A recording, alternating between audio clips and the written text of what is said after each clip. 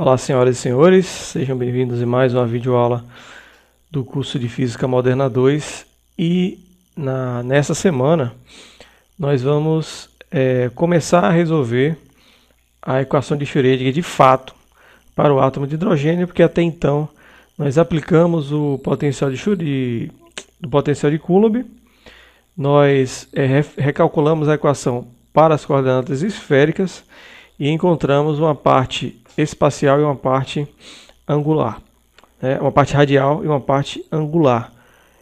Agora nós vamos começar a resolver essas duas equações separadamente e nessa semana especificamente nós vamos resolver a parte angular. Vamos ver como encontrar uma função de onda que, substituída naquela equação de Schrödinger, resolva aquela igualdade, certo? Então serão 3 ou 4 videoaulas aqui, se eu não me engano, em que nós vamos ver etapa por etapa de como é o cálculo para resolver esse problema. São aulas assim muito mais matematizadas do que física, mas de fato a gente não tem muito como fugir disso, porque a mecânica quântica, a física quântica, ela é muito pautada nos resultados matemáticos da equação de Schrödinger, mas é importante a discussão física do resultado, que isso vai ficar lá para a última aula dessa semana. Tá certo, gente? Então, acompanhe nessa primeira aula que nós vamos falar sobre a solução da equação angular. Muito bem. Então, resolvendo a parte angular da equação de Schrödinger para o átomo de hidrogênio, então relembrando, isso aqui foi o que sobrou, né? Foi o que resultou da parte angular.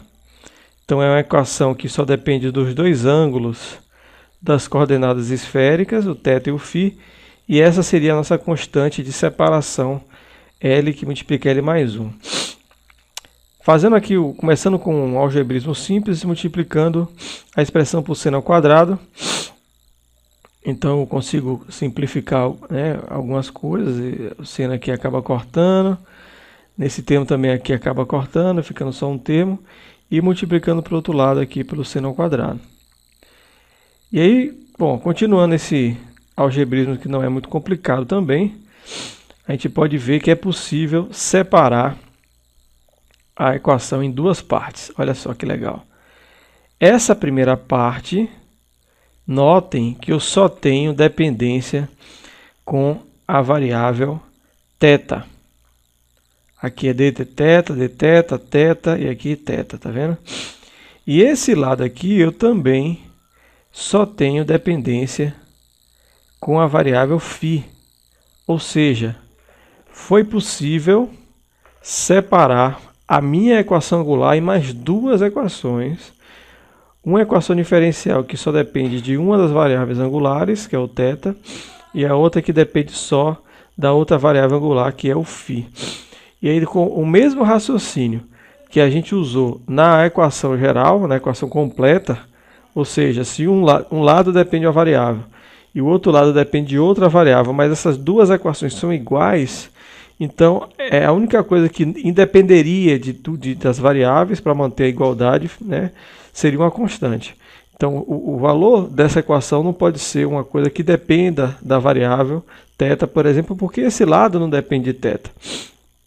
Então, para que isso seja mantida verdadeira, essa igualdade se mantenha verdadeira, então a única maneira de assegurar isso é que as duas lados da igualdade são iguais a um valor constante.